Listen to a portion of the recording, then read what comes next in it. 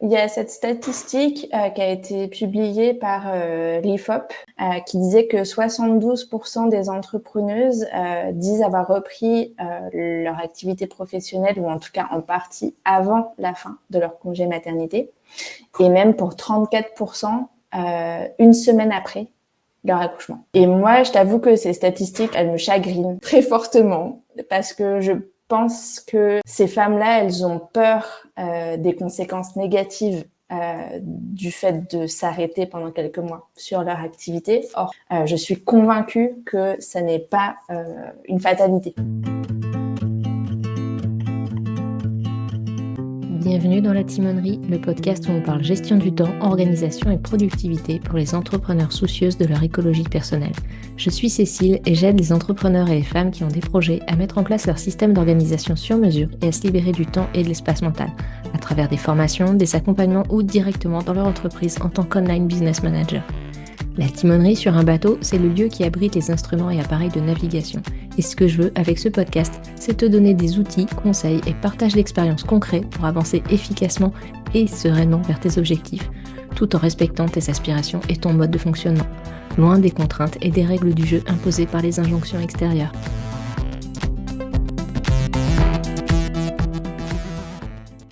Hello et bienvenue dans cet épisode escale où on va rencontrer Solène Pignet. Solène est entrepreneure et maman. Elle a lancé Grossesse d'entrepreneuse où elle partage de l'inspiration et des ressources pour les futures mamans chefs d'entreprise et indépendantes. Ensemble, on a parlé de comment s'organiser pour bien vivre sa grossesse en tant qu'entrepreneuse, à quoi faire attention côté pro et perso, comment se préparer à l'arrivée d'un bébé en termes d'organisation, quelle stratégie mettre en place pour anticiper ses premiers mois, notamment d'un point de vue financier. On ne parle pas suffisamment de ce que c'est que de devenir mère quand on est à la tête d'une entreprise, petite ou grande, notamment en termes d'organisation et d'impact financier qui va avec. Je suis ravie de te faire découvrir cet entretien avec Solène. Salut Solène, bienvenue dans la timonerie. Merci Cécile. Alors aujourd'hui, on va parler de comment s'organiser quand on est entrepreneur et maman, et même plus précisément quand on est entrepreneur et que déboule dans notre vie un petit humain qui vient tout bouleverser. Donc on devient maman après coup. Je suis ravie de parler avec toi de ce sujet puisque c'est ta spécialité, puisque tu es entrepreneur et maman et tu es à la tête de Grossesse d'entrepreneuse où tu partages de l'inspiration et des ressources pour futures mamans, chefs d'entreprise et indépendantes, justement, dans cet ordre-là. Donc, d'abord, on a l'entreprise et après, on fait le bébé. Toi-même, tu es entrepreneuse depuis 2014. Les auditeuristes te connaissent peut-être par ta première entreprise de conseil en entrepreneuriat durable Creators for Good, avec laquelle tu as accompagné des porteuses de projets à impact positif. Et moi, c'est à cette époque-là que je t'ai connue d'ailleurs. On sait, ou ceux qui n'ont pas encore d'enfant ne le savent peut-être pas complètement, mais l'arrivée d'un enfant est un challenge dans la vie de toute femme, enfin de tout parent, mais là on parle des mamans. Et quand on est entrepreneuse, se pose en plus la question de comment continuer à faire tourner sa boîte et faire rentrer de l'argent notamment, tout en accueillant ce bébé et les changements que ça implique dans notre vie et dans notre corps aussi, puisqu'il n'y a pas que l'arrivée du bébé, il y a la grossesse avant aussi qui peut impacter l'entrepreneuriat. Tout ça avec un congé mat souvent mal rémunéré qui ne compense pas la perte de vitesse que subit une activité freelance, entrepreneuriale, lorsqu'on s'arrête de travailler plusieurs mois d'affilée. Alors toi-même, tu as eu 2 enfants alors que tu étais entrepreneuse et tu as pu constater qu'il n'existait que peu de ressources pour aiguiller les chefs d'entreprise enceintes. Et c'est ainsi qu'est né, juste après ton 2e enfant, Grossesse d'entrepreneuse. Est-ce que j'ai tout bon ou est-ce qu'il y a des choses à ajouter ou corriger dans ce que j'ai dit ? Non, ouais, c'est tout bon. Merci beaucoup pour cette introduction. Et puis, tu soulèves effectivement les enjeux que je souhaite adresser avec Grossesse d'entrepreneuse. Ouais. Ok.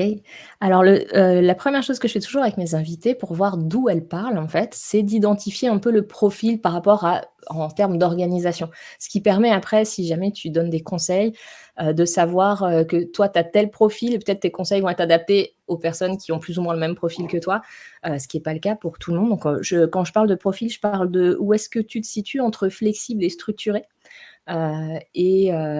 Où est-ce que tu te situes dans un deuxième temps entre capitaine, donc en tant qu'entrepreneur, la personne qui a la vision, on va dire, qui voit les idées à long terme, qui voit la big picture, et navigatrice, qui est la personne qui va plus être dans l'opérationnel et tracer le plan, faire de la gestion de projet, etc.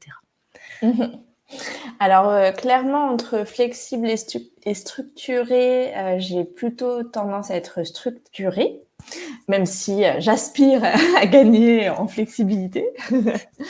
Et puis, entre capitaine et navigatrice, là, je t'avoue que j'ai plus de mal à choisir. Je pense que quand je me suis lancée dans l'entrepreneuriat, j'étais plutôt navigatrice. Et puis c'était un héritage, voilà, des missions que j'avais pu avoir aussi en tant que salariée. Mais là, au bout de 10 ans d'entrepreneuriat, quand même ma casquette, pardon, de capitaine, elle a pris pas mal de place. Et voilà, on a le droit de choisir les deux. Carrément, on peut être les 2. En même temps, quand on bosse en solo ou en toute petite équipe, généralement, On a besoin des deux dans tous on a les besoin cas. des 2, quoi. Il faut des temps capitaine et des temps navigatrice, mais je dirais que généralement, on a une tendance un peu plus naturelle, qui fait que l'autre casquette est un peu plus compliquée parfois, où on a besoin d'un peu plus de temps pour s'y mettre, ou en tout cas, faut être vigilante. Justement, quand on est une très bonne navigatrice, à se poser une vision avant, sinon juste on met en place des projets, mais ils vont nulle part. Donc c'est pas intéressant. Et à l'inverse, quand on est très bonne visionnaire, capitaine, oui, il faut être vigilant à prendre le temps de les poser dans le concret, quoi. Donc c'est un peu ça. Mais c'est vrai on peut être tout et ça se travaille. Enfin voilà, c'est pas une casquette figée, genre il faut choisir. Ouais, c'est ça. Mais donc, pour répondre à ta question, je pense que naturellement, enfin, en tout cas, moi, la façon dont je me suis développée, j'étais plutôt navigatrice à la base et j'ai Ouais, appris à aussi être capitaine. capitaine. OK.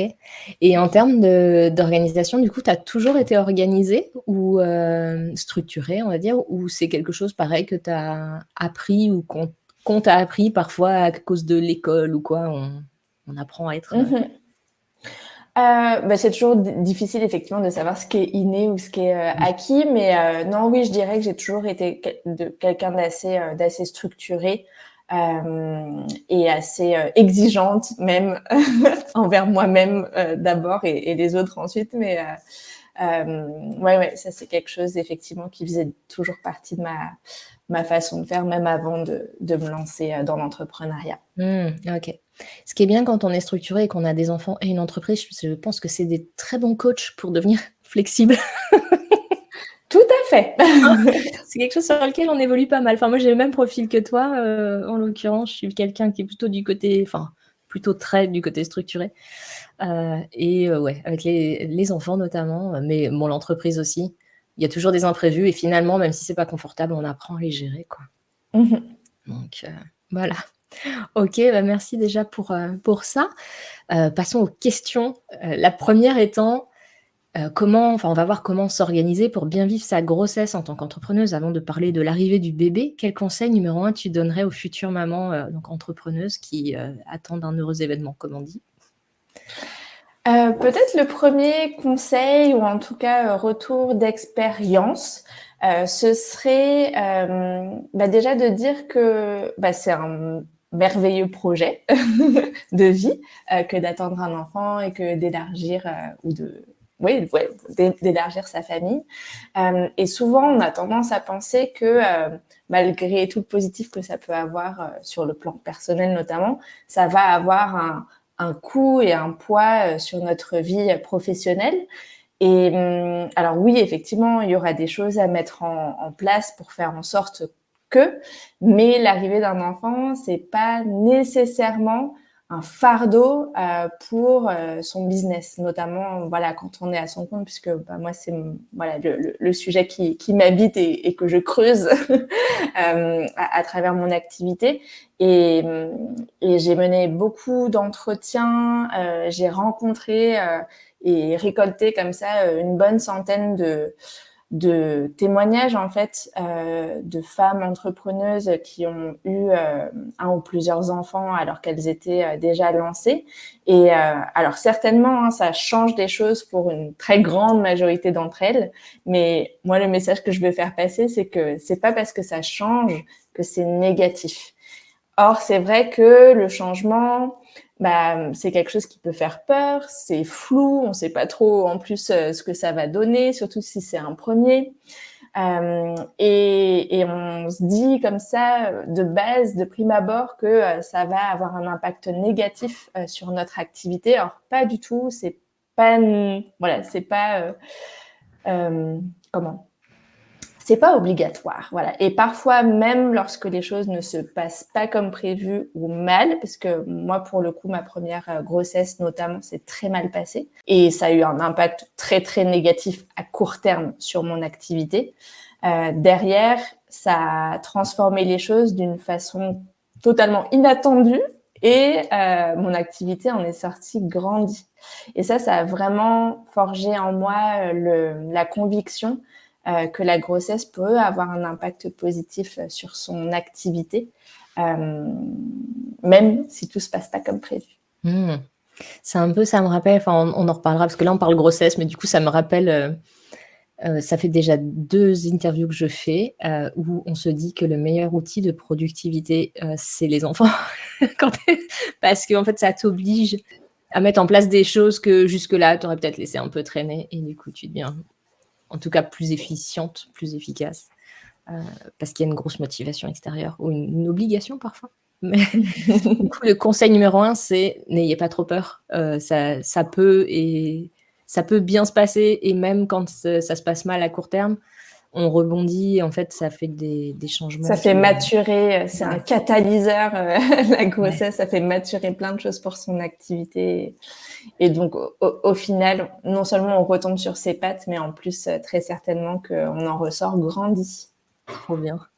Et du coup, concrètement, est-ce que tu as des conseils, des étapes, des trucs à pas oublier, à mettre en place dans l'entreprise pendant la grossesse ou en prévision de la grossesse? Quoique ça, on ne sait jamais quand est-ce que ça arrive. Hem, Là, pour le coup, ça va beaucoup dépendre du stade de développement de l'activité. C'est pas la même chose quand on est enceinte et qu'on se lance tout juste, dans son activité ou dans son freelancing, versus quand on a une entreprise, bien établie avec une équipe et cetera. Donc voilà, déjà, il va falloir faire coïncider sa stratégie en fonction de son stade de développement. Donc c'est vrai à n'importe quel moment de la vie d'une entreprise, mais a fortiori là avec la grossesse, ça a rien à voir en fait d'ajuster les choses quand on est quand on débute ou quand on a une activité mature. Moi d'ailleurs, ça fait partie des premières choses que je fais faire aux clientes que j'accompagne sur cette sur cette problématique, c'est d'abord d'identifier leur stade de développement pour savoir du coup quels vont être les enjeux. Tu as par exemple le conseil de c'est bien de déléguer et de se faire remplacer pendant son congé maternité. Oui et non, en fait, ça va dépendre du stade de maturation Dans les de moyens. l'activité. Ouais. Donc, c'est d'abord bien s'écouter, observer là où on en est, pas prendre des conseils à droite à gauche ou se dire tiens, machine elle a mis ça en place donc pourquoi pas moi. Ça dépend parce que machine elle en était peut-être pas au même point. Donc voilà, peut-être mon premier conseil c'est vraiment ça de faire ce qui va être bon pour soi et pour son activité à Mmh. ce moment-là de son développement. Bah, ouais, parce que j'imagine en plus non seulement ça dépend du stade de développement, mais ça dépend de ton business model aussi. Exactement, ouais, c'est très différent d'un business model à l'autre.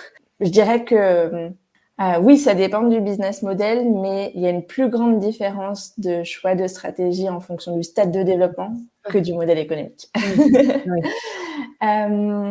Après, je pense que ce qui est aussi, une étape importante, c'est une fois qu'on est enceinte, puisque comme tu le disais, on peut commencer à préparer les choses avant de tomber enceinte, parce que en plus parfois ça peut prendre un bout de temps. Oui. Mais en tout cas, une fois qu'on a validé que c'est bon, ça va vraiment arriver, et quelque chose à avoir en tête, c'est qu'en fait, le premier trimestre de la grossesse, c'est souvent celui qui est le plus mal vécu par les femmes. Or, on ne le sait pas forcément quand on n'a pas encore vécu de grossesse, parce que la société invisibilise beaucoup les difficultés qu'on peut rencontrer au premier trimestre, puisque on a pris l'habitude, après c'est à questionner si c'est bien ou pas, mais on a pris l'habitude de pas annoncer sa grossesse avant 3 mois, soi-disant pour si jamais on fait une fausse couche, voilà, ça évite d'avoir à dire à tout le monde qu'on a fait une fausse couche. Bon, moi je trouve ça plutôt bien en fait de pas voilà créer de tabou autour de la fausse couche, mais c'est un autre débat. Toujours est-il que du coup, les femmes ont tendance à cacher leur grossesse les premiers mois, qui en plus se voient pas au niveau du ventre, mais aussi cacher leur fatigue, leurs nausées, leurs éventuels vomissements et tous les petits tracas qu'on peut avoir en début de grossesse. Et c'est vrai que quand on s'y attend pas, parce qu'on n'en a pas trop entendu parler ou vaguement dans les films, on voit voilà, le personnage qui vomit, qui fait un test de grossesse, qui dit ah ça y est, je suis enceinte. Ok, ça va mais mieux. on se rend pas compte ce que c'est que voilà, parce que hors grossesse, on peut avoir été malade dans sa vie 1 semaine ou 2 d'affilée, mais là on parle de 12 semaines De gueule de bois. d'affilée en grande difficulté physique, quoi, avec de la narcolepsie et Ouais. bref. Et donc ça, c'est, je pense, voilà, quelque chose à savoir, d'être douce avec soi-même en ce premier trimestre, de s'octroyer des siestes, de se dire que c'est OK d'être en mode minimum syndical. Et que par contre, le deuxième trimestre, c'est pour la plupart des femmes, moi je n'ai pas eu cette chance, mais, ou cette joie, mais pour la plupart des femmes, c'est un regain d'énergie, on a les hormones à fond les ballons, on est hyper connecté à son intuition, à sa créativité, on est soulagé de plus ressentir toute cette fatigue du premier trimestre. Et c'est un peu le moment où capitaliser sur cette meilleure forme pour faire rentrer du chiffre d'affaires, voilà, je sais pas, faire des partenariats, un lancement de quelque chose de spécial. Enfin voilà, c'est un moment vraiment de la grossesse sur lequel on peut capitaliser pour ensuite s'octroyer un ralentissement au 3e trimestre. Et puis, moi, ce que je conseille, une vraie pause au 4e trimestre. 4e trimestre, c'est comme ça aussi qu'on appelle le postpartum immédiat. Donc, je trouve ça important de se dire que voilà, la grossesse n'est pas linéaire, il y a des phases et parfois on se dit ah là, je suis enceinte, vite, faut que machin truc, et en fait on n'a pas la forme, on n'a pas la force, et du coup ça peut être mal vécu, et il faut savoir qu'il y a des petites voilà, il y a un cycle en fait propre à la grossesse sur lequel on peut surfer plutôt que d'essayer de ramer sous les vagues, de lutter contre. Ouais. Mais c'est vrai que c'est important, ouais, quand c'est le premier. Bon, ça se passe pas de la même façon pour tout le monde, comme tu le disais, mais généralement, en effet, le 2e trimestre est bien plus. C'est pas de pire en pire, en fait. Le 1er trimestre peut être difficile et après, ça va mieux, pour la plupart des futures mamans, en tout cas. Donc, c'est cool. Et du coup, enfin, t'en as parlé, des siestes, côté perso, quoi faire pendant sa grossesse pour que ça se passe bien? Alors, on n'est pas là pour donner des conseils de côté perso, enfin, peigner la chambre du bébé, tout ça, hein, faites ce que vous voulez côté perso, mais prendre soin de soi en tout cas, s'écouter, tu l'as déjà dit un peu. Est-ce que tu as d'autres conseils là-dessus sur le côté perso d'une entrepreneuse du coup? Moi, ce qui me vient en tête, c'est le couple. Alors, toutes les futures mamans sont pas en couple, hein, on peut être aussi maman solo évidemment, mais on va dire que la grande majorité des futures mamans sont en couple. Et en fait, il faut savoir que l'entrée dans la parentalité, dans la maternité, c'est le point de décrochage qui creuse les inégalités hommes-femmes, et notamment au sein du couple, dans la société dans son ensemble et au sein du couple en particulier. Et ce, même si son ou sa conjointe est pas macho. En fait, on a tendance à penser que c'est les autres qui vont être affectés par cette difficulté. Or, il y a vraiment des ajustements à mettre en place au sein du couple pour faire en sorte qu'on prenne ce virage ensemble et qu'il va y avoir un déséquilibre certain et un nouvel équilibre à trouver Or, ce que j'observe, moi, c'est que les entrepreneuses, les indépendantes, surtout quand elles travaillent de chez elles, vont en fait être encore moins bien loties que les salariés, parce que, voilà, une fois que le bébé est là, qui est-ce qui fait les rendez-vous chez le pédiatre? Pendant le congé mat, c'est la maman qui s'y colle vu qu'elle a le temps. Et ensuite, quand elle reprend son activité, elle est plus flexible, donc ça va être à nouveau elle. Et c'est un peu comme ça sur tous les sujets et pas que les rendez-vous chez le pédiatre. Et malheureusement, il y a un déséquilibre qui se crée. Et ce déséquilibre, il a des impacts financiers. Donc à court terme, en termes de chiffre d'affaires qu'on peut générer parce qu'on a moins de temps, parce qu'on a moins d'énergie. Et puis aussi, cette perte de vitesse financière, elle a des conséquences à moyen, à long terme, parce qu'on cotise moins, parce que du coup on a moins de droits au chômage, parce qu'on a moins de droits à la retraite. Et ça, ce sont des inégalités sociétales dont on parle souvent dans les médias. Oh là là, les femmes gagnent, je sais plus combien, c'est 30% de moins que les hommes une fois à la retraite. Mais en fait, d'où ça part ce décalage de l'arrivée des enfants. Ouais, il faut savoir que les hommes, eux, ou les papas plutôt, ou les deuxièmes parents, parce que on peut penser que c'est uniquement dans les couples hétérosexuels, mais en fait, on retrouve ces mêmes difficultés dans les couples homoparentaux. Le deuxième parent qui s'arrête moins longtemps, va plutôt avoir tendance à se dire, oh là, il faut que je compense, donc je vais faire des heures sup, donc je vais accepter la promotion, donc je vais faire plus de de déplacement, je vais me bouger quoi côté boulot. Et donc l'écart se creuse d'autant plus. Ouais. D'autant plus que je sais qu'il y a des études qui montrent que les femmes, très clairement, comme tu dis, il y a une perte de revenus qui est encore plus forte au moment de l'arrivée d'un enfant. Aussi parce que derrière, du coup, en tant qu'entrepreneuse, c'est un peu comme les salariés qui reprennent à 80% pour pouvoir être disponibles un jour sur 5 pour l'enfant, quoi. Et qui généralement, en vrai, font ce qu'elles faisaient en 5 jours en 4, mais en étant payées 4.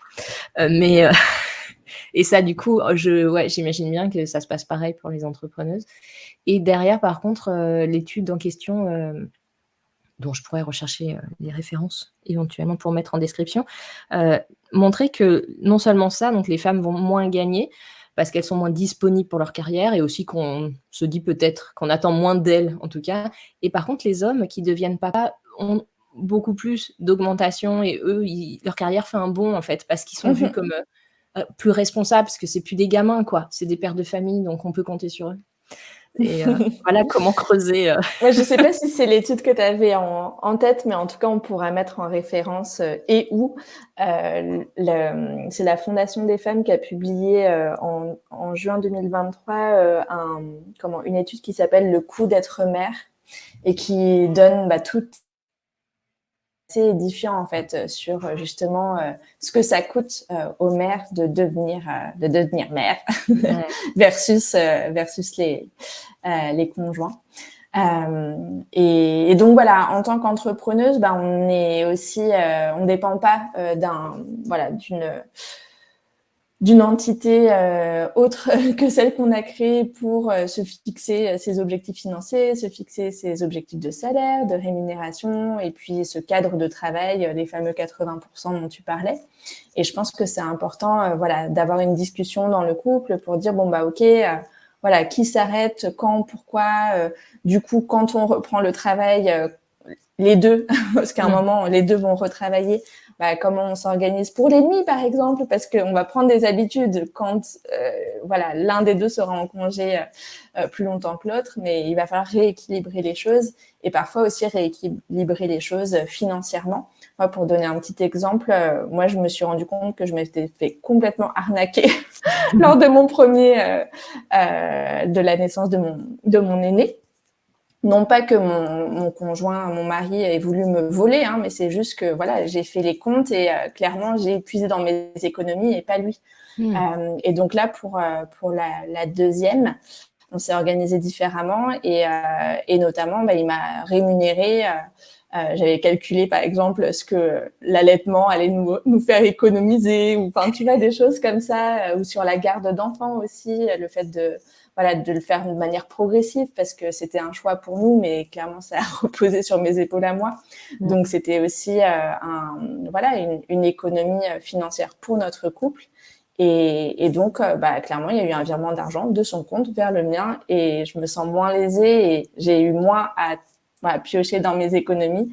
Et lui, il n'a pas continué à faire fructifier son argent comme ça avait pu être le cas lors de la première naissance. Mais ouais, c'est important ça. Et c'est vrai que souvent on voit, et d'ailleurs parce que on se dit que à l'époque actuelle, en tant que femme, on travaille, on veut être indépendante et payer notre part, mais il y a un truc de, du coup, on paye 50-50, voire parce que c'est nous qui faisons les courses, et c'est nous qui achetons les couches, par exemple.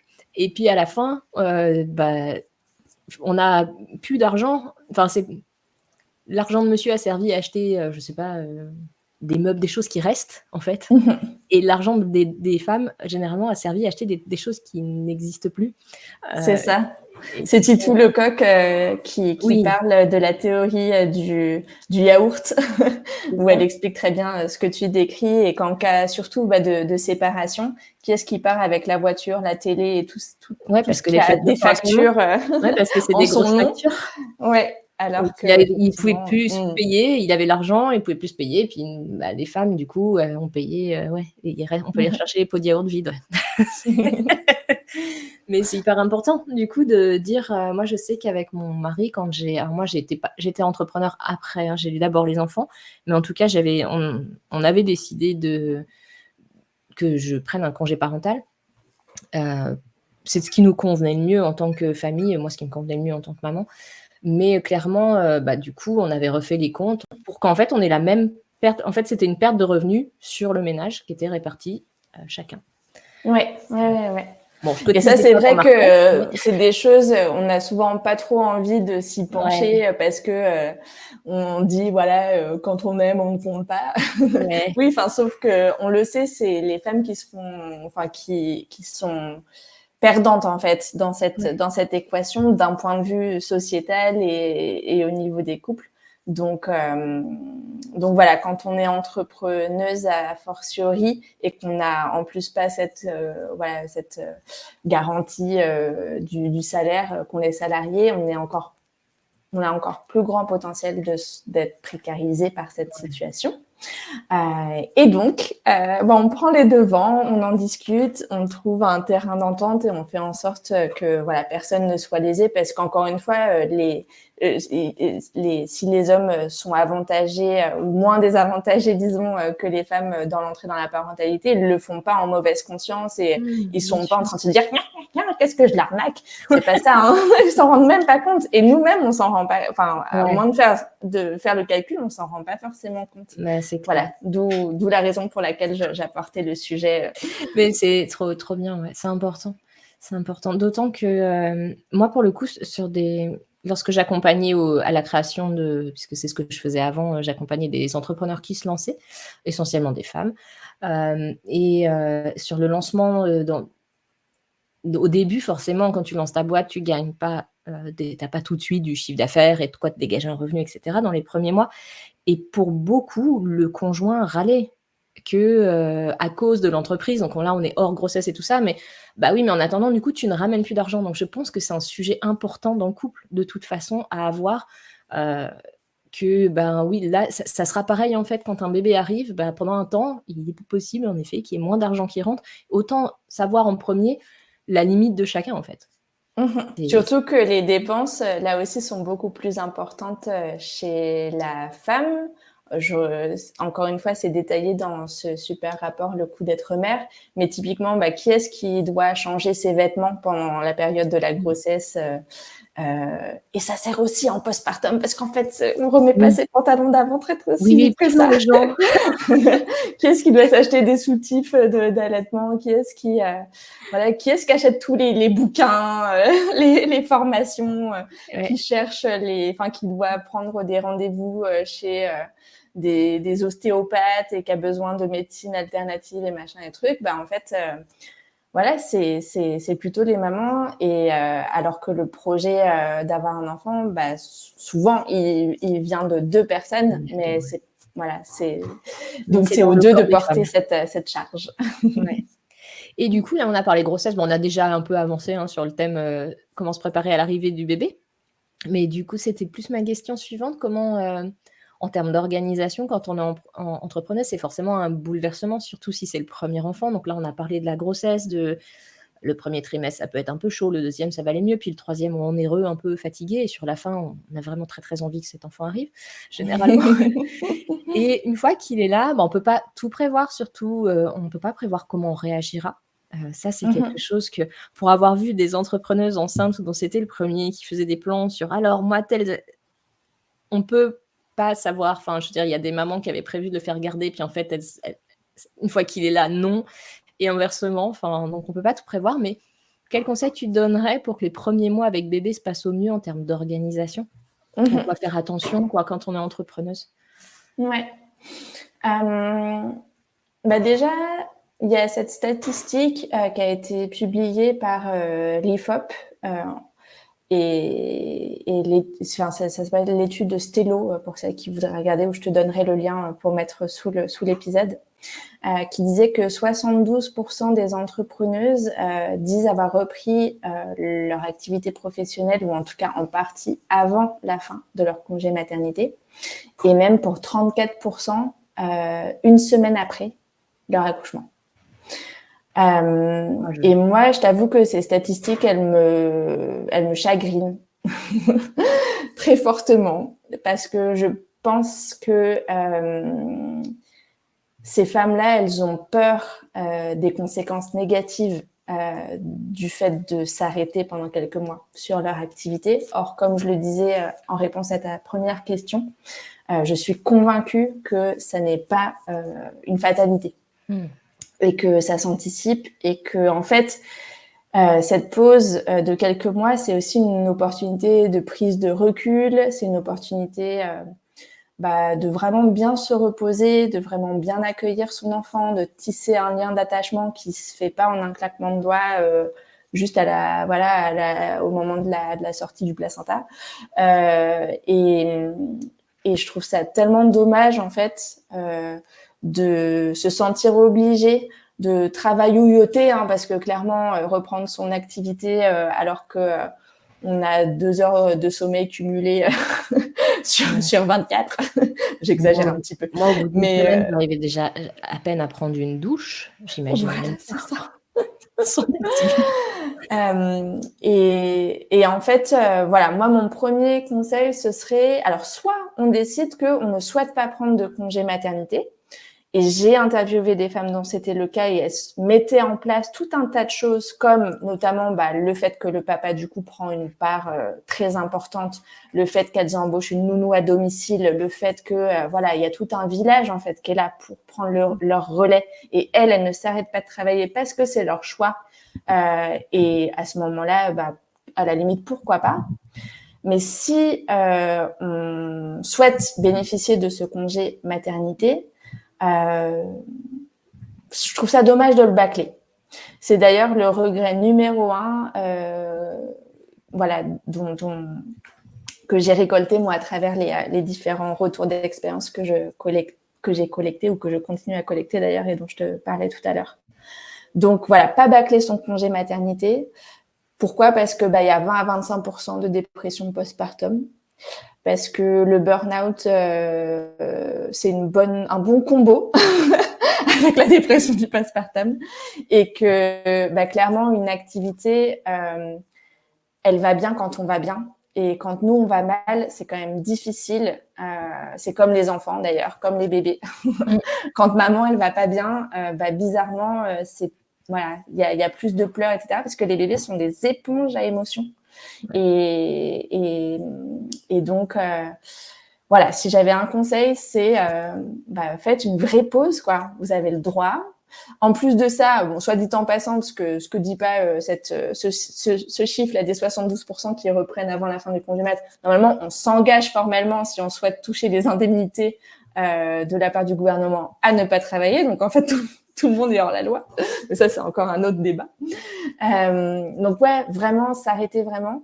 Moi, pour ma deuxième grossesse, j'ai fait une préparation au postpartum parce que mon premier postpartum a été calamiteux, genre la pire expérience de ma vie, alors que j'avais déjà eu un accouchement traumatique. Donc c'est pour te dire le level du désespoir que j'ai atteint.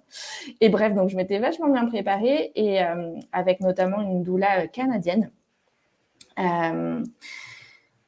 Qui conseillait en fait de rester allongé les 3 premières semaines après l'arrivée de bébé. Alors, quand on est femme active, urbaine, comme c'est mon cas, et qu'on n'a pas l'habitude de ralentir, c'est difficile de s'y astreindre, je le dis très clairement, parce que souvent on me dit « Ah oui, non mais moi c'est pas trop mon truc le repos ». Non mais oui, mais c'est le truc de personne en fait. Alors, on est dans une société qui va à 1000 à l'heure, je pense que tu en parles très bien dans ton podcast. La société ne valorise pas en fait les gens qui restent allongés sur leur canapé, et donc c'est difficile de s'y astreindre. Sauf que quand on fait cette expérience-là et qu'on vraiment on prend le parti de vraiment ralentir et vraiment rester allongé ou enfin demi-assise au bout de la deuxième, troisième semaine, qu'on ne touche pas une casserole des 40 premiers jours qui suivent l'arrivée de bébé et qu'on ne fait rien que de se faire servir, ce qui est là aussi très difficile parce que en tant que femme, on a été conditionnée à être très à l'aise dans le don, l'aide aux autres, mais alors recevoir, c'est pas dans notre zone de confort. Mais bref, quand on fait cette expérience-là, souvent, ce que décrivent les femmes, c'est un regain d'énergie de malade autour du 40e jour qui suivent l'arrivée de leur bébé. Moi, je l'ai vécu pour ma deuxième et je peux vous dire que j'ai adoré cette sensation, et quand j'ai repris mon travail après, mais je pétais le feu alors que ma petite, elle avait 9 semaines. J'ai repris à temps partiel, j'y suis allée doucement, mais vraiment, j'avais tellement d'énergie parce que je me suis vraiment mais reposée, mais comme jamais je m'étais reposée, quoi.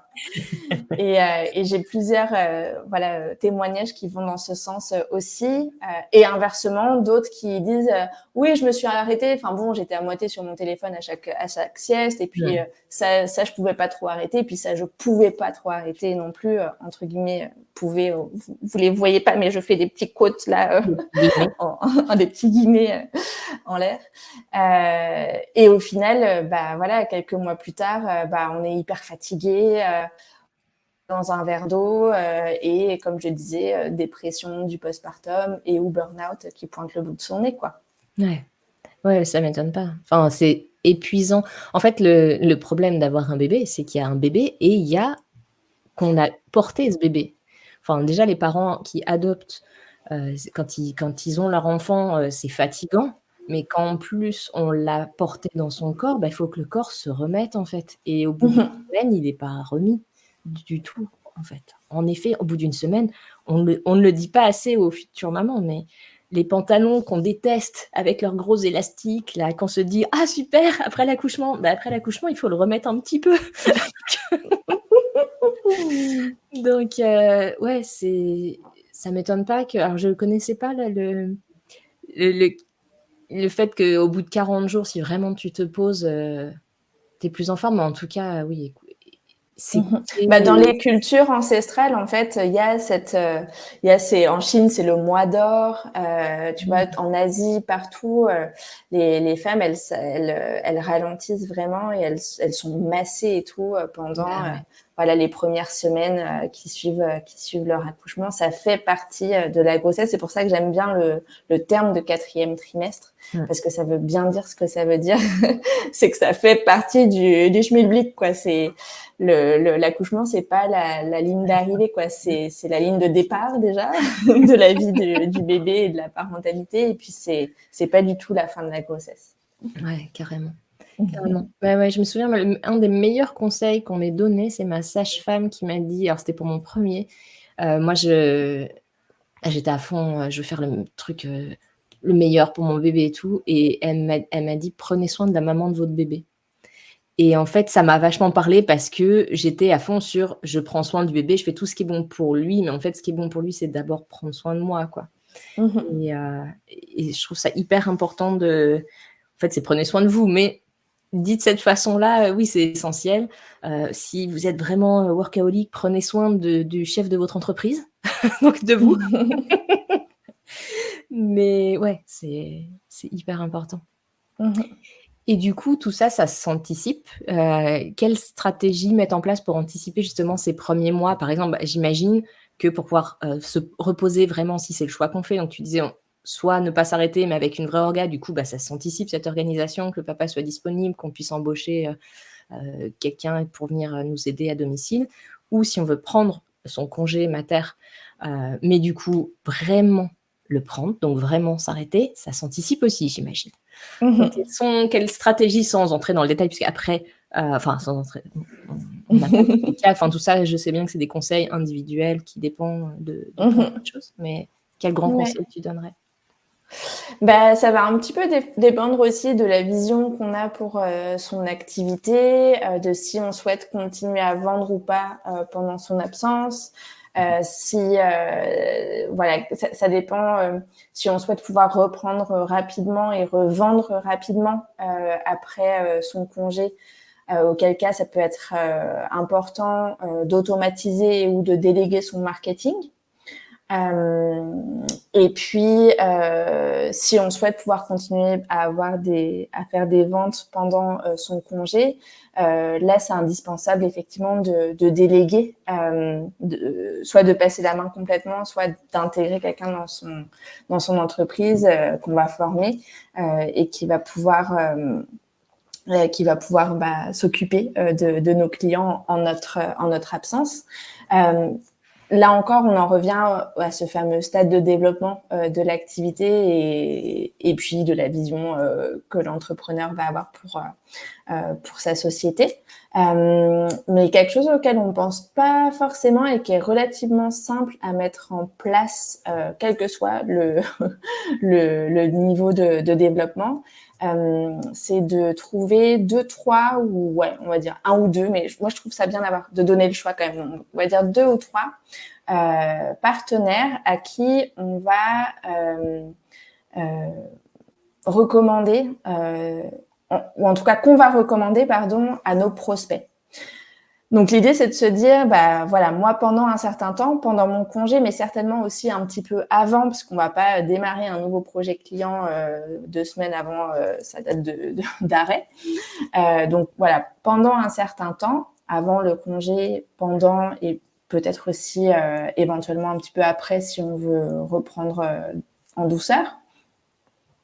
Créer des partenariats avec des moi j'appelle ça des collègues d'industrie. En gros, c'est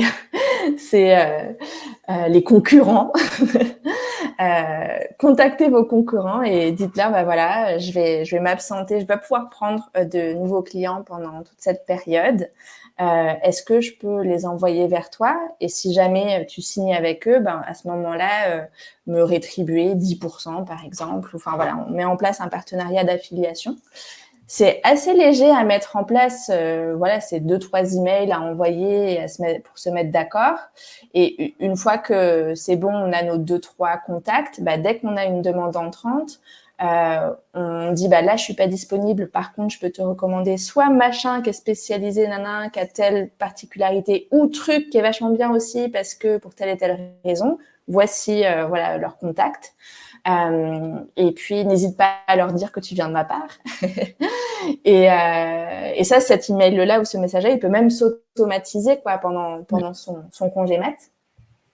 Et ça permet d'être serein quant au fait que on n'abandonne pas non plus complètement nos prospects ou notre mission parce que souvent quand on est à son compte, c'est qu'on souhaite aider nos clients au sens large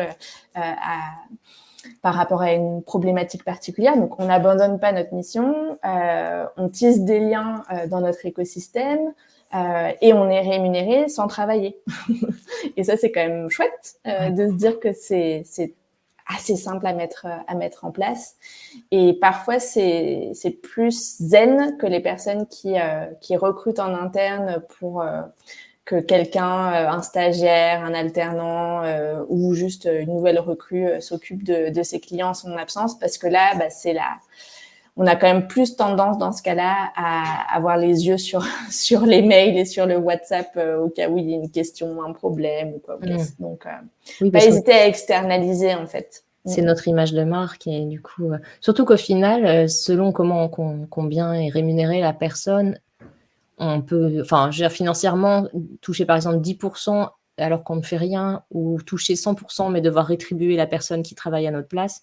Faut faire ses calculs, mais si ça se trouve, Ouais, exactement. c'est pas c'est tout aussi rentable, ouais, d'être, apporteuse d'affaires en fait ou faire de l'affiliation, carrément. Ouais, ouais. En tout cas, voilà, encore une fois, c'est pas pour tout le monde. Ça va dépendre de sa vision, de son stade de Ouais. développement, etc. Mais c'est juste petite astuce, quelque chose qui fonctionne très bien, qui est Mmh. assez zen et qui est qui est vraiment bien à mettre en place dans cette période pour s'autoriser à s'arrêter pleinement.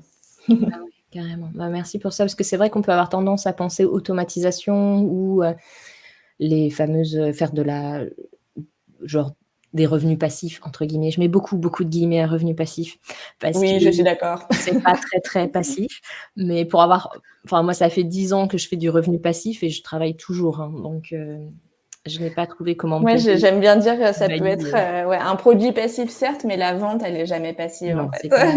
Ou Donc, ça dure pas très longtemps. Les trucs vraiment complètement automatisés, vu que les «modes» entre guillemets changent et machin, puis si on a envie de vendre quelque chose de qualité, généralement, faut le remettre à jour régulièrement, donc voilà. Bref. Mais c'est aussi une piste qu'on peut envisager, peut-être auquel les gens qui, notamment, entreprennent en ligne pensent, sauf que, bah, c'est plus de boulot que de faire, de l'affiliation ou apporteur d'affaires que, de se dire: «Ah bah, avant de partir en congé, mat, je vais, mettre en place une formation». Déjà, il faut que ce soit faisable par rapport à nos clients, que ça réponde vraiment à leurs besoins et cetera et puis il faut le mettre en place derrière quand on en a jamais fait, c'est un peu de temps quand même. Mais bon, c'est à une autre stratégie envisageable, mais vraiment j'aime ouais, et l'idée de là, je suis l'affiliation. d'accord avec toi pour le coup. Enfin, en tout cas, moi, j'ai jamais rencontré quelqu'un qui l'avait mis en place pour son congé mat et pour qui ça a vraiment fonctionné. Ouais. Parce que souvent, faut quand même être derrière, quoi. Bah Ou oui, alors ou déléguer à quelqu'un dont c'est le métier, pourquoi pas, mais ouais. bah, c'est ça, ou quand on le fait depuis longtemps et qu'on a déjà des tunnels et tout qui convertissent, mettre un peu plus d'automatisation et puis peut-être attendre un petit peu moins de revenus, Ouais. mais mettre en place une genre formation en ligne. On s'imagine qu'un tunnel de vente va faire venir des prospects tout seul et tout ça, ça va convertir easy peasy du premier coup. Bah, dans ce cas-là, vaut mieux s'y prendre dès le test de grossesse pour avoir 9 mois pour tester tout ça. Mais bon. Bah, en tout cas, merci pour tes partages. Est-ce qu'il y a des choses que bah, enfin, j'en parlais un petit peu, mais j'ai les choses qu'on peut pas anticiper justement. Là, on a anticipé un peu le fait que, bah, on va avoir moins de temps, heu et puis qu'il va falloir du coup, qu'on aura moins de revenus ou en tout cas, qu'il faut trouver un moyen de compenser tout ou partie de ces revenus. Est-ce qu'il y a des choses que d'expérience et à par les échanges que tu as, c'est juste pour mettre une petite alerte sur, ça on peut pas anticiper en fait? Ouais. Alors peut-être juste pour conclure, sur le point, précédent, pour donner d'autres, pistes, Mmh. moi j'ai créé un petit guide, gratuit qui référence, différentes, stratégies, 6 stratégies, pour financer son congé maternité, sur mesure, donc pour avoir un petit pécule supplémentaire par rapport aux indemnités, qu'on peut avoir ou pas. Je te donnerai le lien Ouais, si jamais il y en a je qui veulent mettrai le lien le dans la télécharger. description. Encore une fois, c'est gratuit et le but, voilà, c'est d'ouvrir le champ des possibles pour voilà, peut-être donner des Trouver des idées. idées en fonction de Ouais, là où on en est, de la vision qu'on a pour et son ouais, entreprise. exactement. Et après, par rapport à ce qu'on ne peut pas anticiper, bah, là aussi, quelque part, ça s'anticipe dans le sens où on sait d'avance, enfin, en tout cas, pour celles qui ne savent pas, je vous le dis, la grossesse, dans certains cas, et l'arrivée du bébé dans tous les cas, ça augmente les imprévus. Notre enregistrement de podcast aujourd'hui, par exemple, a été, n'est-ce Décalé pas, d'une semaine. décalé pour cause d'imprévu, parce que voilà, je suis jeune maman et donc, bah voilà, personne n'y échappe, n'est-ce pas? Ouais. Et je peux Donc, dire que je peux mmh témoigner en tant que plus jeune maman, puisque mes enfants ont 12 et presque 14, que même 12 et 14 ans plus tard, il y a toujours des imprévus. Donc c'est ça.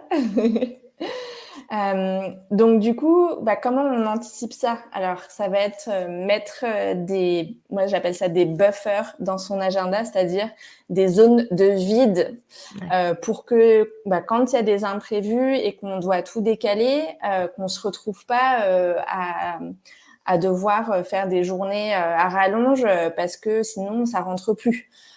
Donc voilà, c'est prévoir de la place, pour, ces imprévus qui, encore une fois, vont être là, et c'est clair qu'on n'y échappe pas. Donc voilà, prévoir de la place en plus.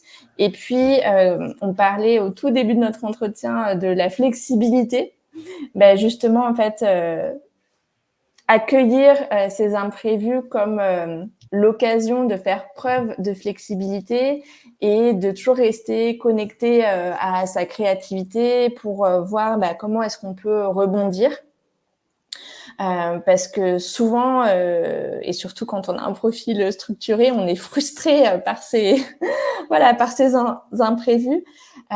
Et c'est dommage, d'amener de la frustration dans son énergie parce que, bah, encore une fois, on est la locomotive de son activité. Quand on va bien, l'activité va bien. Donc toutes ces énergies négatives, en fait, elles peuvent avoir des répercussions, sur, bah, voilà, l'énergie et l'aura de notre business. Donc c'est vraiment, voilà, essayer de garder la tête froide, de trouver, des moyens voilà, de bien le prendre et voilà, d'accueillir et d'être flexible, même si c'est pas dans notre nature ou même si, voilà, c'est pas, agréable. Je pense qu'il faut apprendre à aimer ces Ouais, moments de fluctuation et voilà ce que je peux dire. carrément. Ouais, les zones tampons, moi c'est vraiment quelque chose que je préconise aussi, je sais que j'en ai une, genre le mercredi matin, c'est ma zone tampon, je prévois jamais de tâches dedans et surtout, comme je dis, toujours à mes clientes, une zone tampon, si tu as réussi à faire tout, tu ne la remplis pas, c'est une zone de pause. C'est si tout est fait et qu'il y a rien besoin d'éponger, eh ben, n'épongeons rien, n'en rajoutons pas, profitons-en et c'est hyper important, ouais et du coup, ce que je verrais bien, enfin, par rapport à l'expérience que j'ai, par rapport aux personnes que j'ai accompagnées, donc qui est pas dans le même cadre que toi, mais certaines ont eu un bébé, qui parfois n'était pas prévu puisqu'elles s'étaient engagées dans un process d'accompagnement avec moi pour monter leur boîte et puis finalement il y a un bébé qui arrive, enfin qui était pas voilà, qui arrive des fois plus vite, plus tôt que prévu et ce que je dirais, c'est de prévoir une zone tampon à la reprise, dans le sens ne pas prévoir direct: «Ah bah, je reprends la fin de mon congé mat», c'est genre le 1er septembre et je fais un lancement, enfin j'ai déjà tout prévu dans ma tête parce qu'en fait, surtout si c'est le premier, ça bouleverse aussi des fois notre vision pour notre entreprise, nos envies et cetera et peut-être qu'il y aura un autre projet, enfin, ça sert à rien de prévoir, pour le coup, quand on prévoit son année, on a une vision, des objectifs à 1 an, admettons et même parfois plus loin. Quand il y a un bébé qui se glisse entre les 2, ça vient rebattre vachement les cartes quand même, généralement. Je sais pas ce que tu en penses, mais Ouais, ouais, je suis tout à fait, d'accord et puis, après, parfois ça peut être sécurisant de se dire: «Bon, bah, je prévois ça quand je mmh, reprends et cetera». Moi, je sais que pour mon premier congé maternité, à ma reprise, je savais que je reprenais avec mes clientes, que j'avais mis en pause, voilà, pendant mes quelques mois d'arrêt, et j'étais super contente de les retrouver et si voilà, reprendre avec du vide, moi, ça m'aurait pas, sécurisée. Donc en ouais, fait, c'est aussi, voilà, ouais, faut trouver important le de trouver l'équilibre entre, bah, justement entre, voilà, ce qui est là où on va mettre de la flexibilité, Ouais. Et là où on va quand même garder un cadre et garder certaines valeurs sûres, ne serait-ce que pour un certain temps, parce que comme tu le dis très bien, ça rebat les cartes et donc c'est ok de vouloir aussi réorienter les choses, mais c'est important de bien s'écouter et de potentiellement le faire de manière là aussi progressive, pour pas pour pouvoir continuer à avancer et pas se sentir complètement perdu, quoi. Ouais, carrément, carrément. Bah, écoute, merci beaucoup. Est-ce que tu as autre chose à ajouter sur ce thème-là ou on passe aux questions de la fin, qui sont les petites questions rituelles avec toutes et tous mes invités? Bah non, c'est bon, on peut passer aux questions rituelles. Allons-y. La première question, c'est: est-ce qu'il t'arrive de procrastiner? Alors, bah oui, je pense comme tout le monde. Enfin, je sais pas si tes invités disent toujours oui, mais en tout cas, non, On c'est m'a clair que rarement ça répondu m'arrive. non. Il C'est y en a vrai. certaines qui ont répondu non. Ok. Oui, mais en fait, Après, je fais exprès de poser la question parce que mhm. souvent on culpabilise beaucoup et j'ai tendance à penser que 99,9 des gens procrastinent. Donc je Mhm. pose la question juste pour entendre oui en vrai. Donc mais on m'a déjà répondu non. Ok, non, non, mais pourquoi pas? Écoute, je crois évidemment, hein, cette personne qui t'a répondu non. Euh, pour le coup, donc oui, je procrastine, mais avec les années, j'ai fini par comprendre mon fonctionnement avec la procrastination. Et Mmh. pour moi, en fait, quand je procrastine, c'est parce que j'ai trop de choses à faire. Mmh. Alors ça peut paraître bizarre comme ça. Non, soit j'ai trop de choses à faire, soit pas assez. Ouais. En fait, quand je me sens euh, surstimulée, mon cerveau il cherche un échappatoire et voilà. Et typiquement, bah, ça va être les réseaux sociaux ou re-ranger le placard qui a pas du tout besoin d'être Bien rangé. entendu. Mais qui, on sait pas pourquoi, tout d'un coup, on a une passion pour se dire ah ouais tiens si je re-rangeais, Instant rangement. voilà. Donc, je suis plutôt du genre à procrastiner de manière active. Donc, je vais faire des trucs, mais pas du tout ni prioritaires, ni urgents, ni importants. Et pour moi, ça, c'est le signe que j'ai peut-être un petit peu trop de choses et qu'il faut que je réorganise pour pas me sentir pressurisée Ouais. par mon organisation. Mmh. Et inversement, quand j'ai pas assez de choses, je pars dans tous les sens et je sais pas si c'est de la procrastination, mais c'est pour ça, tout à l'heure, je te disais, moi, j'avais besoin d'avoir mes projets clients qui Mmh. reprenaient à ma Oui. reprise, parce que quand j'ai trop de vide, franchement, je brasse du vent et à la fin de la semaine, je suis là, oula, Ouais. j'ai l'impression d'avoir rien fait, alors que j'ai fait, mais ça mène à rien. Et donc voilà, pour moi, c'est un indicateur en fait. Donc je suis douce avec moi-même quand je me rends compte que je procrastine. Je me dis ah tiens, c'est un signe qu'il faut se réorganiser là. Ouais. Mais j'ai un peu ça aussi, ouais. Quand il y en a trop, je vais faire rien ou un petit peu de chaque, ouvrir des trucs et puis pas les faire et passer à autre chose et en effet, souvent, c'est que c'est un signe, qu'il y en a trop et qu'il faut les replanifier. Mettre de l'ordre. Au lieu de ranger le placard, ranger le planning et ça fait du bien. Trop bien. Combien de temps, deuxième question, combien de temps tu travailles par semaine? Alors, combien de temps je travaille par semaine? Écoute, là, c'est un petit peu en train de changer. Parce que donc j'allaite encore mon bébé qui a 8 mois au moment où on enregistre cet épisode. Et il y a quelques semaines, elle a été hyper malade. Ça a été un truc carabiné. D'ailleurs, c'était une des raisons, la raison pour laquelle on a dû décaler notre enregistrement. Ça n'en finissait plus. Et j'ai décidé et donc j'étais en retard sur tout et c'était voilà, ça m'a pas mal pesé. Et j'ai décidé de passer à l'allaitement mixte, c'est-à-dire d'introduire de la poudre, je sais pas, enfin du Ouais. lait Du maternisé, lait machin truc. maternisé, ouais. Voilà, c'est ça. Pour que au lieu d'avoir à gérer 2 tétées ou sessions de tirage la journée, j'en fais plus qu'une et je compense du coup avec de la poudre. Et mine de rien, ça me prenait 1 heure par jour, donc 2 Mmh. fois 30 minutes. Et le fait de faire plus qu'un seul tirage, du coup, je gagne 30 minutes par jour, donc 2h30 par semaine, donc Ouais. 10 heures par mois. Et donc là, voilà, je vais pouvoir retravailler un petit peu plus. Mais je dirais que, je sais pas, je travaille Je pense que quelque chose comme 20 heures par semaine, 20-25 heures par semaine. Ouais. Ce qui est déjà bien avec un bébé de 8 mois. C'est bien. D'ailleurs, C'est ça. j'ai interviewé des personnes qui n'avaient pas d'enfants et qui travaillaient pas plus, hein, donc il faut se enfin moi je suis pour l'efficacité et pas forcément toujours bosser énorme, quoi. Ouais. Moi, j'ai hâte de repasser. En fait, c'est pas encore mon rythme optimal parce que entre mes 2 grossesses, j'ai mis en place la semaine de 4 jours. Donc, le fait de travailler 4 jours, payer 5. Bien. Et là, comme j'ai repris après mon congé mat de manière très progressive, j'ai préféré en fait étaler mes plages de travail sur 5 jours. C'était plus facile pour moi et pour mon bébé aussi d'avoir un rythme équivalent en fait tous les jours. Ouais. Mais je pense, une fois qu'on aura passé son premier anniversaire, j'aimerais bien repasser et faire les 20 heures sur 4 jours. Donc des journées éventuellement un petit peu plus longues, mais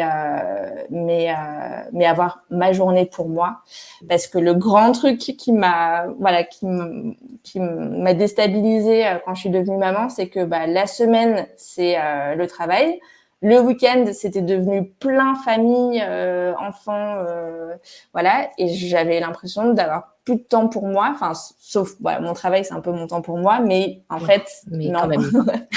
Et donc, d'avoir mes vendredis où je faisais garder mon fils et où c'était un temps ni pour le travail, ni pour le couple, ni pour la famille, et juste pour faire des trucs qui servent à rien. Ouais. Mais pas en mode procrastination, en mode je prends soin de moi, de mon c'est énergie, je recharge les batteries.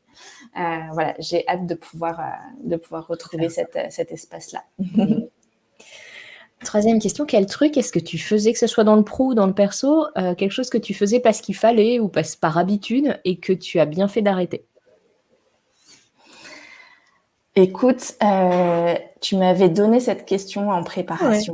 Ouais. Je me suis creusé la tête. Ce qui est sympa parce que les invités d'avant, je leur avais pas donné en plus et du coup, à chaque fois, c'est la question qui fait sécher, j'avoue. Donc c'est pour ça, maintenant, je la donne quand même en avant. En Moi, par fait, exemple, c'était repassage. J'ai arrêté de repasser il y a très longtemps, quand j'ai eu mon premier enfant, et Mmh. je trouve que j'ai bien fait d'arrêter. Et de même, j'ai arrêté de poster comme une malade sur les réseaux sociaux aussi, à titre pro, par exemple. Mmh.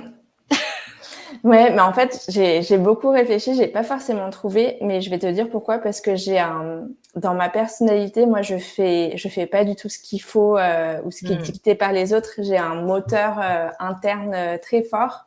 Et d'ailleurs, ça rendait mes parents un peu ma boule, hein.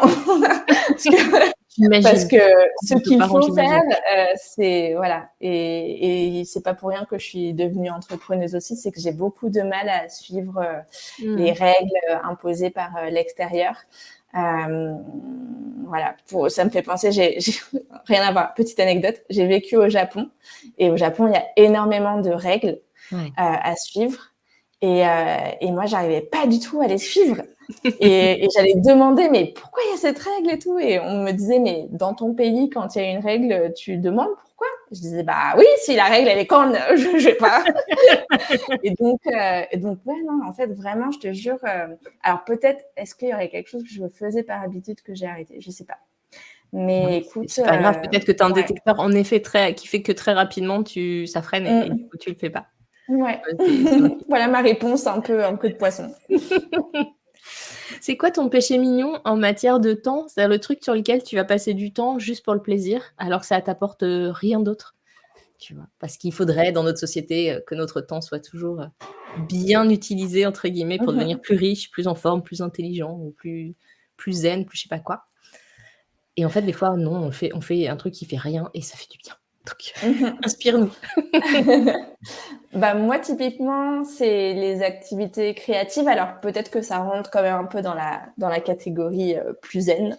Mais par exemple, dans mon vendredi vide, là, rien que pour moi, je m'étais inscrite à un atelier de céramique. Et le fait de travailler la terre avec les mains et du coup, d'être vraiment complètement déconnecté, parce que même si le téléphone il sonne, tu peux pas répondre vu que tu as les mains pleines de terre. Et puis, c'est aussi une activité très lente, en fait, la céramique, parce que d'abord, tu dois façonner la terre.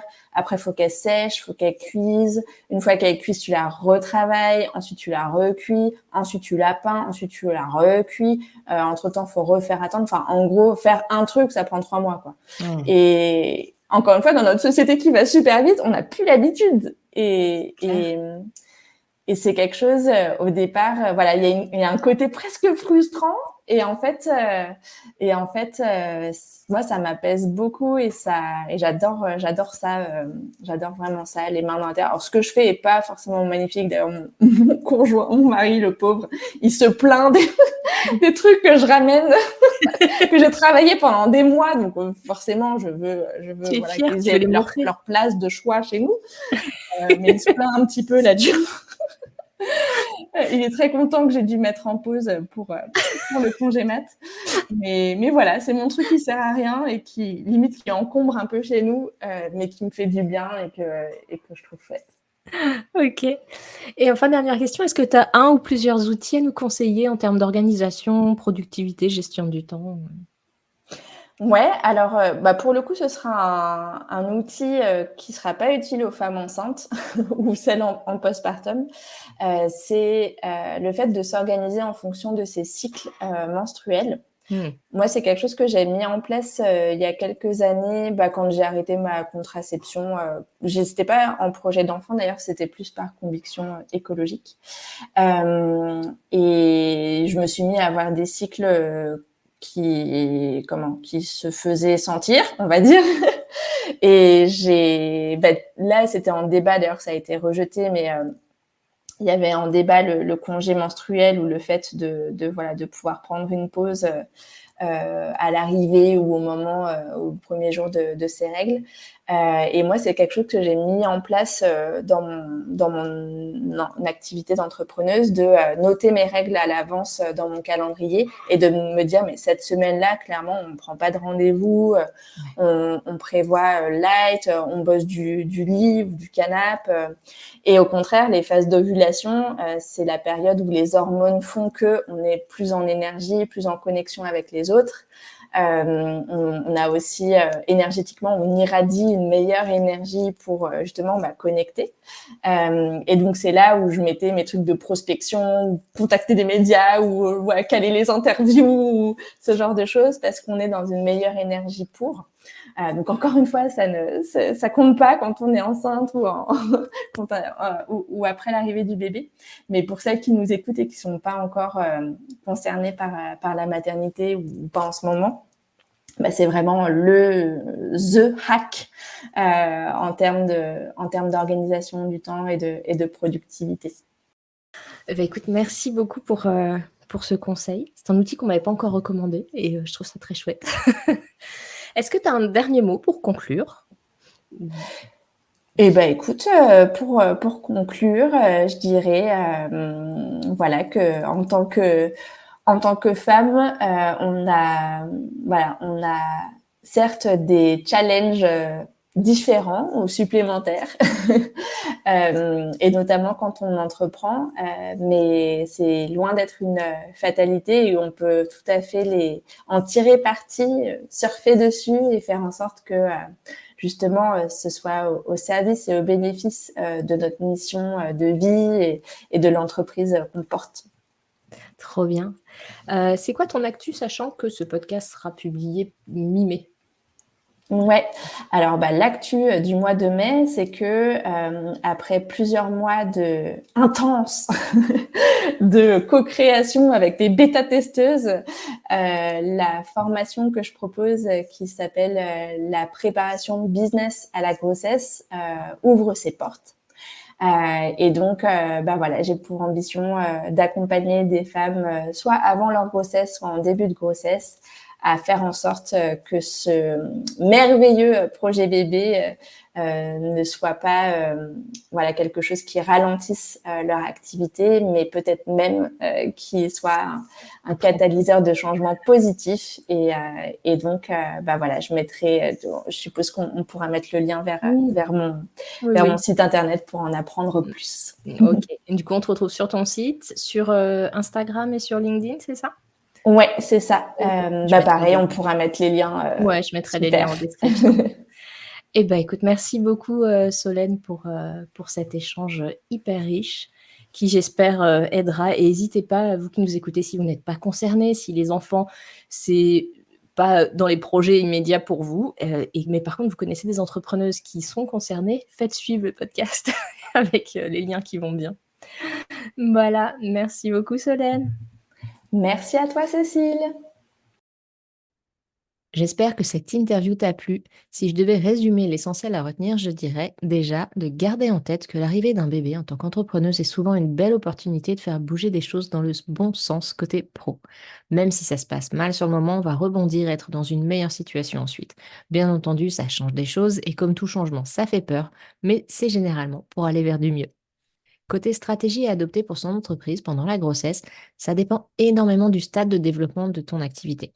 Il faut donc d'abord identifier où on en est pour bien cerner les enjeux et la stratégie qui sera adaptée à soi et à son business et non pas reproduire tel quel ce qu'a mis en place telle ou telle autre entrepreneuse.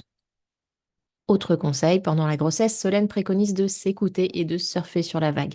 Travailler moins, être douce avec soi-même au premier trimestre, qui généralement est le moins bien vécu par les femmes, et profiter de l'énergie du deuxième trimestre pour préparer la suite, par exemple en faisant entrer du chiffre d'affaires, afin de pouvoir ralentir au troisième trimestre et faire une vraie pause au quatrième trimestre, c'est-à-dire les premiers mois du bébé. Conseil que je trouve indispensable pour tout le monde côté perso, Solène recommande de décider en amont comment sera répartie la charge du bébé dans le couple. L'arrivée d'un enfant, c'est vraiment un point de décrochage qui creuse les inégalités financières entre les deux parents et ça a un impact immédiat mais aussi à moyen et long terme. Ce déséquilibre est encore plus fort chez les entrepreneuses et indépendantes, surtout quand elles travaillent de chez elles car leur emploi du temps est flexible et elles finissent donc par prendre en charge beaucoup plus ce qui a trait au bébé, donc à être moins dispo pour leur boîte faute de temps et d'énergie. Alors le conseil, c'est vraiment, n'aie pas peur de parler thunes avec ton ou ta partenaire. Pour que les premiers mois avec bébé se passent au mieux, il est essentiel de prendre un vrai congé maternité pour se reposer, éviter un burn-out, prendre le temps de tisser du lien avec le bébé, à moins de vraiment souhaiter de ne pas s'arrêter de travailler. Et à ce moment-là, on prépare une vraie organisation pour prendre le relais. Pour anticiper ces premiers mois, différentes stratégies sont envisageables selon son stade de développement et la vision qu'on a de son activité. Notamment si on veut vendre rapidement en revenant de congé, ça va demander d'entretenir son marketing via l'automatisation et ou la délégation. Voir si on veut vendre pendant son absence, là il sera nécessaire de déléguer à minima pour gérer le service après-vente et ses clients. Solène conseille de trouver quelques partenaires à qui on pourra apporter des clients ou clientes pendant et autour de son congé maternité, avec un pourcentage sur les affaires apportées. Ça permet de proposer une solution à nos prospects et clientes, de tisser des liens dans notre écosystème et de faire entrer un peu d'argent de manière simple et légère. Enfin, pour faire face aux imprévus qui se multiplient avec les enfants, les zones tampons sont indispensables. Ça, j'en ai déjà parlé dans d'autres épisodes. Et on va aussi travailler sa flexibilité, en tout cas sa capacité à accueillir les imprévus comme des opportunités et ouvrir sa créativité. Merci encore à Solène pour cet échange. Tu peux la retrouver dans les liens en description de l'épisode. Merci d'avoir écouté cet épisode de La Timonerie. Si tu as des questions, des idées à partager ou si tu veux simplement discuter, tu peux me rejoindre sur le blog cecilebayer.com ou sur mon serveur Discord. Tous les liens sont disponibles dans la description de l'épisode. N'oublie pas de t'abonner sur ta plateforme d'écoute préférée si ce n'est pas déjà fait et laisse-moi une note ou un commentaire. Ton retour est essentiel pour améliorer le podcast et le faire connaître. Si cet épisode t'a été utile, n'hésite pas à le partager pour aider d'autres entrepreneurs à découvrir des astuces pour avancer tout en préservant leur bien-être. Prends soin de ton temps, il est précieux et je te dis à très bientôt pour de nouveaux partages dans la timonerie.